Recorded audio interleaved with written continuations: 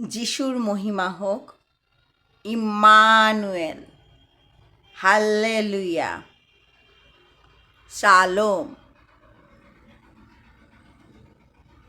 প্রভু যীশু খ্রিস্টের দয়ায় আমি রেভারেন্ড বর্ণালী বিশ্বাস অনেক দিন পর আবার আপনাদের সামনে উপস্থিত হয়েছি ঈশ্বরের বাক্য নিয়ে, বিশেষ করে যখন লেন্থ চলছে এই সময়। আজ আমরা দেখে নেব লেন্থ কাকে বলে, কেন, কিসের গুরুত্ব।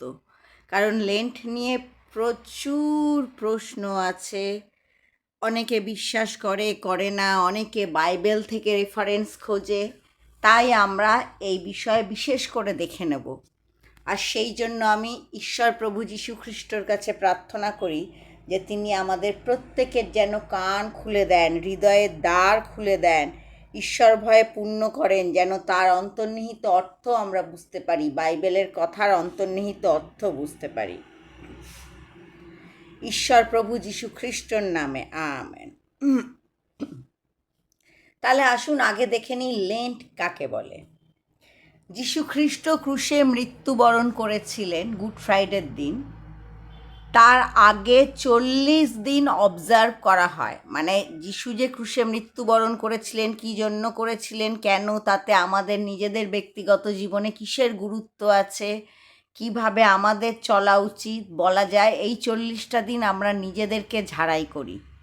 যেমন বড়দিনের আগে আমরা ঘর গোছাই, নতুন বছরের আগে ঘর গোছাই, বিশেষ বিশেষ দিনের আগে আমরা ঘর গোছাই, ঠিক সেরকমভাবে এই লেন্ট পিরিয়ডটা হচ্ছে, সময়কালীনটা হচ্ছে গুড ফ্রাইডের আগে আমাদের হৃদয়কে গোছানোর, আমাদের দেহ মন আত্মাকে গোছানোর সময়।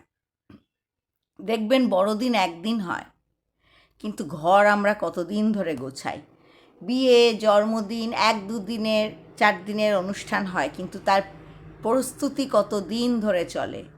ঠিক সেরকম গুড ফ্রাইডে একটা দিন, কিন্তু তার প্রস্তুতি সেই ঝাড়াই বাছাই 40 দিন ধরে চলে। আসুন এখানে খুব সাধারণ একটা বিষয় আগে দেখে নিই। সেটা হচ্ছে এই যে ভস্য বুধবার দিয়ে আমাদের গুড ফ্রাইডের আগের 40 দিন শুরু হয়, এটা কি সত্যি সত্যি 40 দিনই থাকে? না, হিসাব করে দেখবেন এটা 40 দিন থাকে না, এটা 47 দিন থাকে। এবার তাহলে এই 7 দিন বেশি কেন থাকে? এই 7 দিন বেশি থাকে রবিবারগুলোর জন্য। রবিবারগুলোকে গুড ফ্রাইডে লেনদেনের মধ্যে আনা হয় না, কারণ লেন্ট মানে বলা হয় মহা উপবাসের সময়। এই সময়টাতে আমরা আরাধনা প্রার্থনা করে, নিজেদের ভুল সংশোধন করে, কিভাবে ঈশ্বরের ইচ্ছা পালন করা যায় সেইভাবে নিজেদের সংযমের মধ্যে দিয়ে জীবন কাটাই। আর তাই রবিবারগুলোকে এই মহা উপবাসের সময়ের থেকে আলাদা রাখা হয়। কেন রাখা হয়? কারণ রবিবার যিশু পুনরুত্থিত হয়েছিলেন, রবিবার পবিত্র দিন। তাকে কখনোই এই দুঃখের, এই বোঝার মধ্যে, এই মহা উপবাসের সময়ের মধ্যে রেখে প্রভুর দিন বা পুনরুত্থানের দিনের যে আশীর্বাদ, যে আনন্দ, তাকে কখনো নষ্ট করা যায় না, যাতে মহা উপবাসের মধ্যে দিয়ে রবিবারের আনন্দ, সেই প্রভুর দিনের আনন্দ নষ্ট না হয়ে যায়, যাতে তা যথাযোগ্যভাবে পালিত করা হয় এবং তা আনন্দের সাথেই পালিত হয়, দুঃখের সাথে নয়, মন খারাপের সাথে নয়। সেই কারণেই এই 7টা রবিবার বাদ দেওয়া হয়। সেই জন্য দেখবেন যে মহা উপবাস 40 দিন হলেও ভস্য বুধবার থেকে এটার সময় হিসাব করলে 7টা দিন বেশি হচ্ছে। এবার একদম শুরুতে আসি ভস্য বুধবারে। ভস্য বুধবার নিয়ে প্রচুর প্রশ্ন, কোথায় এর উৎপত্তি, বাইবেলে কোথায় এটা আছে। আমি আপনাদের সবাইকে বলবো জোনা পড়তে। হ্যাঁ, অবশ্যই 40 দিনের এই প্রস্তুতির পর্ব বাইবেলের কোথাও নেই, কিন্তু 40 দিনের এই বিশেষ সংখ্যাটা দুটো বিশেষ বিষয়ের ওপর নেওয়া হয়েছে। এক হচ্ছে যিশুর 40 দিনের উপবাস, আর এক হচ্ছে নিনবিতে 40 দিনের মন পরিবর্তন। এছাড়াও আছে, আমরা দেখি 40 দিন নিয়ে বাইবেলে আরও অনেক ঘটনার কথা বলা আছে, কিন্তু এই দুটো প্রধান। এবার ভস্য বুধবার কেন আসছে, মানে ভস্য দিয়েই কেন শুরু হচ্ছে? যেহেতু এই মহা উপবাসটা গুড ফ্রাইডের আগে 40 দিন মহা উপবাস হচ্ছে, আর রবিবারগুলো বাদ দেওয়া হচ্ছে, দিয়ে যে সময়টাতে শুরুর দিন হচ্ছে সেটা প্রত্যেক বছর ওই বুধবারেই শুরু হচ্ছে। যেরকম প্রত্যেক বছর গুড ফ্রাইডে ওই শুক্রবারেই শুরু হচ্ছে, ঠিক সেরমভাবে সেই জন্য মহা উপবাসের দিন বা লেন্থ শুরু হচ্ছে ভস্য বুধবার বা অ্যাশ ওয়েডনেসডে দিয়ে। এবার আসি কপালে ভস্য কেন লেপন করা হয়, যেটা আর একটা বিতর্ক। কপালে এই জন্য ভস্য লেপন করা হয়, আগেকার দিনে যখন পাপের অনুশোচনা করা হতো, জবের সময়ও দেখি সে কি করলো, দুঃখের মধ্যে কি করলো, সে ছায়ের গাদায় বসে গেল ইয়োবে। এবং আরও বেশি করে আবারও আমি জোনাতে আসবো। জোনাতে 3য় চ্যাপ্টারে পড়লে, খুব ভালো করে 3য় অধ্যায় পড়লে দেখা হয় 40 দিন আগে নিনবিতে পা দিয়ে জোনা পা দেওয়ার পর ঠিক ধ্বংস হওয়ার 40 দিন আগে থেকে জোনা ঘোষণা করা শুরু করলো যে নিনবিবাসী, তোমরা মন পরিবর্তন করো, না হলে 40 দিন পর তোমরা সবাই ধ্বংস হয়ে যাবে। সেই কথা লোকের মুখে শুনে যে মুহূর্তে রাজা শুনলেন, রাজা শোনার পরে তারপরে সে কি করলো, সে তার নিজের রাজ পোশাক ত্যাগ করলো, চট পরলো, ছায়ের গাদায় বসলো এবং ঘোষণা করে দিল সেই নিনবির সবাই, সমস্ত মানুষ তারাও একইভাবে শোক করবে, তারা খাওয়া দাওয়া করবে না, এমনকি শিশুরাও খাবে না, এবং সবচেয়ে বড় কথা গৃহপালিত পশু যারা তাদেরও উপবাসে রাখতে বলেছিল, যেন ঈশ্বরের ক্রোধ তার ওপর না পড়ে। যেহেতু এই ছায়ের গাদায় বসেছিল, আমরা দেখি যে ছায়ের ব্যবহার শোকের জন্য আরও অনেক ক্ষেত্রে আছে। আমরা দেখি যোবও ছায়ের গাদায় বসেছিল, সেই জন্য এই ছায়ের ক্রস দিয়ে বা ভস্য বুধবারকে ভস্য দিয়ে উদযাপন করা হয়। আর ক্রস কেন কপালে কাটা হয়?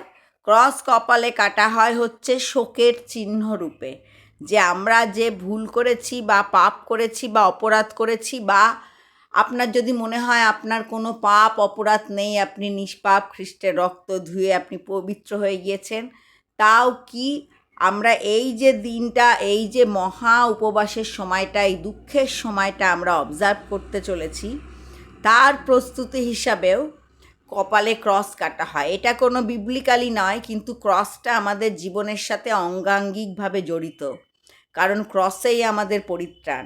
সাধু পৌল বলেছে যে যারা মৃত্যুর পথে যাচ্ছে ক্রস তাদের কাছে মূর্খতা স্বরূপ, কিন্তু যারা জীবনের পথে যাচ্ছে ক্রস তাদের কাছে জীবন স্বরূপ। তাই আমাদের সমস্ত কিছুতে ক্রস থাকে, সেই জন্যই অ্যাশ ওয়েডনেসডেতেও বা ভস্য বুধবারেও আমরা ক্রসই করি, কারণ ক্রস যেমন দুঃখের সিম্বল, সেরকম আনন্দেরও। ক্রসে আমাদের ত্রাণকর্তা ক্রুশে মৃত্যুবরণ করেছিলেন আমাদের দুঃখ, আর সেই ক্রসে মৃত্যুবরণ করার মুহূর্তেই আমাদের ত্রাণকর্তা শয়তানের মস্তক চূর্ণ করেছিল। শয়তান যিশুকে 3য় পরীক্ষায় বলেছিল, তুমি যদি আমার সামনে নত হও, আমি এই সমস্ত জগৎ, সমস্ত কর্তৃত্ব আমার তোমাকে দেব। 3.5 বছর পর ক্রুশের মৃত্যুর মুহূর্তে যিশু শয়তানের মাথা চূর্ণ করেছিল, তার সেই অধিকার খর্ব হয়েছিল। তাই ক্রস আমাদের কাছে পরিত্রাণ স্বরূপ, ক্রস আমাদের কাছে গর্বস্বরূপ, কারণ আমাদের ত্রাণকর্তা নিষ্পাপভাবে হয়ে ক্রসে মৃত্যুবরণ করেছিল। তাই কপালে ক্রস কাটা হয়, দুটোকেই স্মরণ করতে, সেই দুঃখ যন্ত্রণাকেও স্মরণ করতে। দেখবেন যখন বাড়িতে কেউ মারা যায়, আমাদের যখন কেউ মারা যায়, আমাদের যে 40 দিনের অবজার্ভ থাকে, 40 দিনের পরের প্রার্থনা, আমরা কি 40 দিনটা লাফাতে ঝাপাতে কাটিয়ে তারপরে সেই 40 দিন পরের প্রার্থনাটা করি, না সেই প্রসেসটার মধ্যে দিয়ে যায়? যত যাই হোক চিন্তা, দুঃখ, কষ্ট একটা থাকে, এটাও ঠিক সেই অবস্থার মধ্যে দিয়ে যাও। আশা করি বোঝাতে পারলাম যে ভস্য বুধবারের ভস্য কোথা থেকে এলো, বোঝাতে পারলাম বুধবারই কেন শুরু হয়, বোঝাতে পারলাম ছাই কেন গুরুত্বপূর্ণ হয়, আশা করি বোঝাতে পারলাম কপালে ক্রস কেন কাটা হয়, আশা করি বোঝাতে পারলাম। এগুলো প্রত্যেকটাই ব্যক্তিগত বিশ্বাসের ওপর নির্ভর করে। যখন যিশুর নামে কেউ ভূত ছাড়াচ্ছিল, শিষ্যরা বলেছিল, যিশু আমরা বারণ করেছি, কিন্তু যিশু বলেছিল বারণ করো না, যারা তোমার বিপক্ষ নয় তারা তোমার পক্ষ।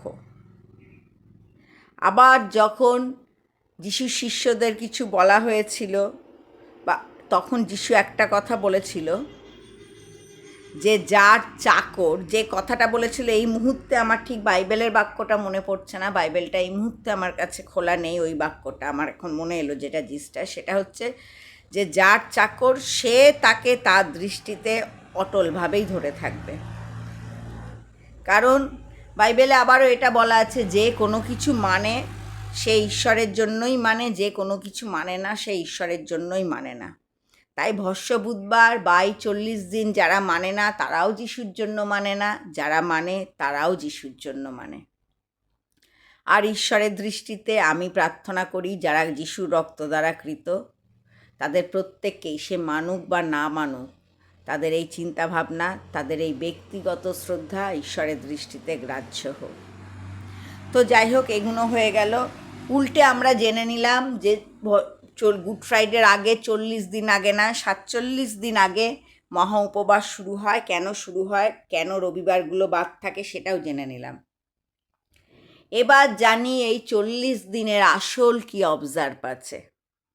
এই 40 দিনে যেটা সবচেয়ে গুরুত্বপূর্ণ বিষয়, সেটা হচ্ছে যে এই 40 দিনটা আমরা অবজার্ভ কেন করছি। শুধু কি পাপেরই অনুশোচনা?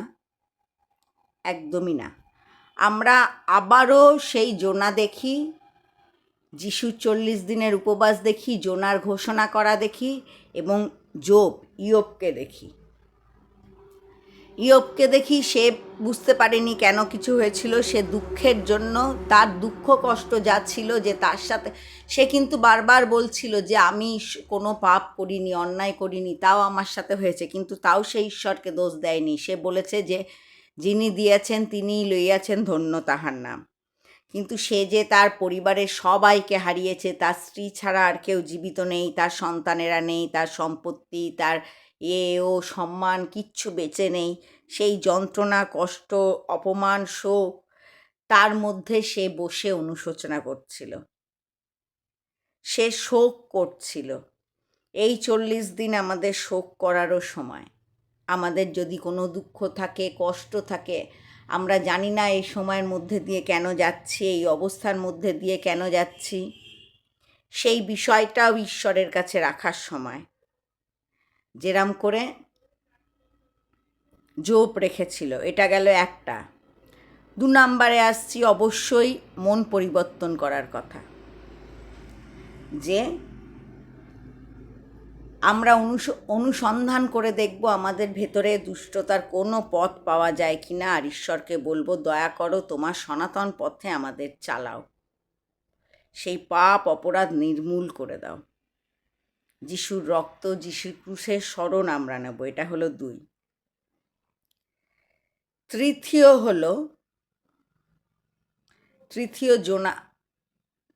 যিশুর বিষয়টা দেখি। তৃতীয় হলো, যিশু 40 দিন উপবাস কেন করেছিলেন? যিশু কি পাপ স্বীকার করার জন্য করেছিলেন? যিশু পাপ স্বীকার করার জন্য করেননি। বাপ্তিস্ম নেওয়ার পরে বাইবেলে খুব পরিষ্কার করে বলা আছে, পবিত্র আত্মা যিশুকে প্রান্তরে নিয়ে গিয়েছিল যেন যিশু পরীক্ষিত হতে পারে। মানে তার মানে ব্যাপটিজম নেওয়ার পরে যিশুকে শয়তান পরীক্ষা করত, যাতে শয়তান যিশুকে ঠিকভাবে পরীক্ষা করতে পারে, মানুষের মাঝে থেকে যাতে তা ব্যাঘাতপ্রাপ্ত না হয়। সেই জন্য পবিত্র আত্মা যিশুকে প্রান্তরের মধ্যে একা নিয়ে গিয়েছিল, যেখানে কেউ ছিল না, সলিটিউড যেটাকে বলে, একা হয়ে যাওয়া যেটাকে বলে, ঈশ্বরের সাথে সময় কাটানো যেটাকে বলে। আর সেই পরীক্ষা আসবে সেটা তো যিশুও জানতো। তাই যিশু কিভাবে প্রস্তুতি নিয়েছিল? যিশু সেই পরীক্ষা আসার 40 দিন আগে থেকে উপবাস প্রার্থনা করেছিল, নির্জলা উপবাস ছিল যিশু।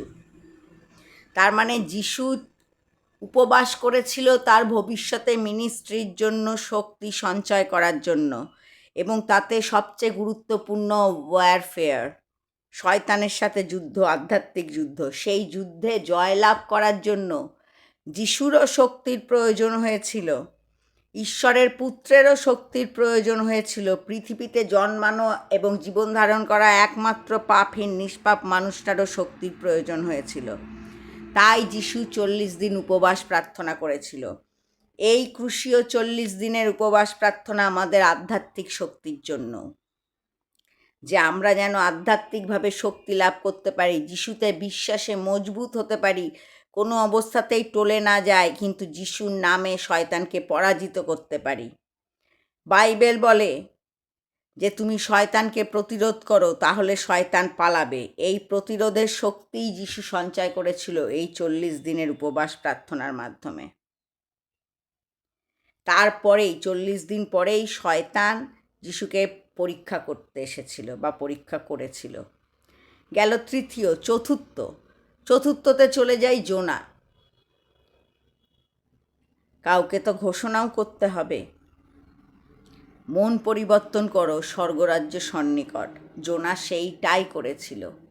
এবার দেখি জোনা কার কাছে মন পরিবর্তন কথা ঘোষণা করেছিল। জোনা মন পরিবর্তন করেছিল, কথা ঘোষণা করেছিল জগতের সবার কাছে। তার মানে 4 নাম্বারে আমাদের যেটা আসছে, মন পরিবর্তন ঘোষণা করার কথা আসছে, বা মানুষকে সুযোগ দেওয়া, তাদেরকে জানানো মন পরিবর্তন করো, স্বর্গরাজ্য সন্নিকট। জোনা জিহুদি ছিল, ঈশ্বর পিতা জিহুদি জাতির ঈশ্বর, কিন্তু অশরীয়দের কাছে পাঠিয়েছিল। নিনবীবাসী ছিল অশরীয়। তারা ঈশ্বর পিতাকে, ঈশ্বর সদাপ্রভুকে ঈশ্বর বলে মানত না। তারা অসুরের আরাধনা করত, তারা যুদ্ধের দেবীর আরাধনা করত, তারা মূর্তি পূজক ছিল, এবং তারা মনে করত ইহুদি জাতির ঈশ্বর বা আমাদের ঈশ্বর সদাপ্রভু ইয়েহোবার থেকেও তাদের ঈশ্বর শক্তিশালী। সেই জায়গায় গিয়ে, সেই দুর্ধর্ষ যুদ্ধপ্রিয় ধ্বংসপ্রিয় জাতির কাছে গিয়ে জোনা যখন ঘোষণা করলো যে তোমরা মন পরিবর্তন করো, নইলে 40 দিন পর আজ থেকে তোমরা ধ্বংস হয়ে যাবে, সেই সময়, সেই মুহূর্তে সেই রাজা শোনার সাথে সাথে তার মনে কাজ হয়েছিল। সে মন পরিবর্তনের জন্য তার রাজপ্রাসাদ খুলে রেখে, মুকুট খুলে রেখে ছায়ের গাদায় বসেছিল। সে কিন্তু জিহুদি ছিল না। সে না আগে জিহুদি ছিল, না জোনা যাওয়ার সময় এই 40 দিনে জিহুদি হয়েছিল, আর না সে তারপরে জিহুদি হয়েছিল। বাইবেল বলে না তারপরেও সে জিহুদি হয়নি। আর যে ঈশ্বরকে সে মনে করত তার দেবতাদের থেকে দুর্বল, সেই ঈশ্বরের ঘোষণাতেই সে চট পরিধান করে ছায়ের গাদায় বসে মন পরিবর্তনের জন্য ক্ষমা প্রার্থনা চেয়ে বসেছিল, এবং আরও অন্য সবাইকেও বলেছিল, আদেশ করেছিল, সবাইও একইভাবে অনুশোচনা করতে বসেছিল। আর এই অনুশোচনা করতে বসার মানে কি? মানে সবার আগে তারা মন পরিবর্তন করেছিল। আর তার সিম্বল কি? শুধু ছায়ের গাদায় ছাই মেখেই বসেনি, শুধু তারা চটের পোশাক পরেই বসেনি, কিন্তু তারা তাই সেই মন্দ কাজ ত্যাগ করেছিল। সেই মুহূর্তে টার্ন নিয়েছিল, প্রকৃত অনুশোচনা, মন্দ কাজ ত্যাগ করা। যারা, যেসব খ্রিস্টানরা এই সময় অনুশোচনা করছেন, অনুশোচনা করুন মন্দ কাজ ত্যাগ করে। আর যারা ঘোষণা করছেন শুধু খ্রিস্টানদের মাঝে নয়, সারা জগতের মাঝে করুন। ঈশ্বর পিতা সারা জগতের মাঝে পাঠিয়েছিল। কেন পাঠিয়েছিল তার উত্তরও ঈশ্বর পিতা দিয়ে দিয়েছে।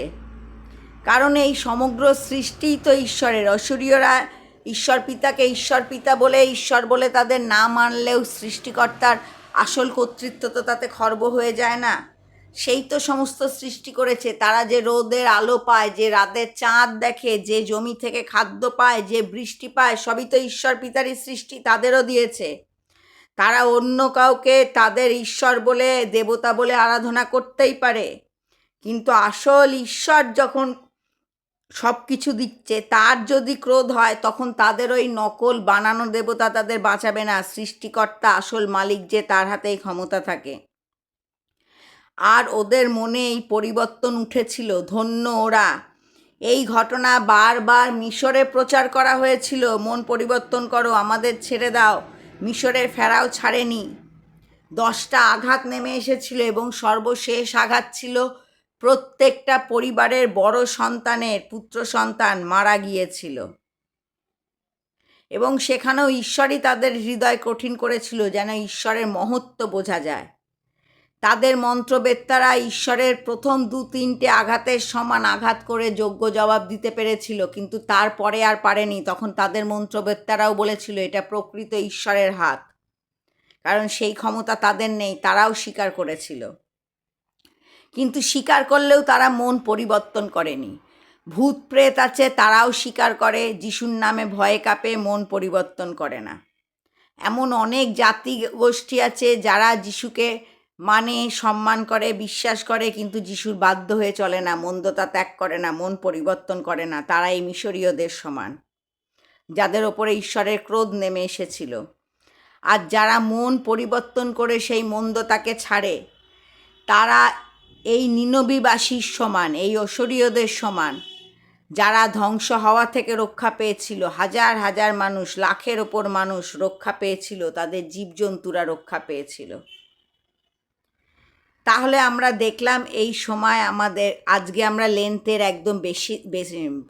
একদম বেসিকটা দেখলাম, যে মহা উপবাস বা লেন্থ কাকে বলে, কি জন্য এটা আমরা করি, 40 দিন কেন, এবং তার সাথেও রবিবার নিয়ে 47 দিন কেন, এই রবিবারগুলো কেন পালনীয় নয়, প্রত্যেক বছর বুধবারেই কেন ভস্য বুধবার দিয়ে শুরু হয়, ছাই মেখে কেন শুরু হয়, ছায়ের ক্রস করে, এগুলো আমরা দেখলাম।